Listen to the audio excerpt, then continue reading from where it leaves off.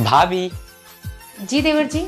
आज मेरे कॉलेज से कुछ फ्रेंड आ रहे हैं आपको देखने के लिए।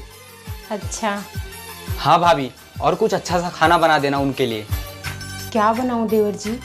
जो आप बना दीजिए वही खिला दूंगा। पर देवर जी बनाऊं क्या, आप बता दोगे? एक काम करिए भाभी, आप काजू पनीर बना दीजिए। काजू पनीर? पर देवर जी मुझे काजू पनीर बनाने नहीं आता। अरे भाभी सिंपल है, आप YouTube पे सर्च कर लीजिए और कुछ मैं बता दूंगा। अच्छा देवर जी।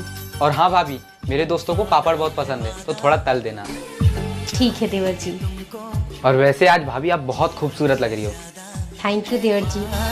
अच्छा ठीक है, मैं जाता हूँ मार्केट से सामान लेके आता हूँ। ठीक है देवर जी। देवर जी जी भाभी। वो काजू भी लेके आइएगा। ठीक है भाभी। ठीक है देवर जी। आपकी शादी कौन से ईयर्स में हुई, कमेंट करके जरूर बताइए।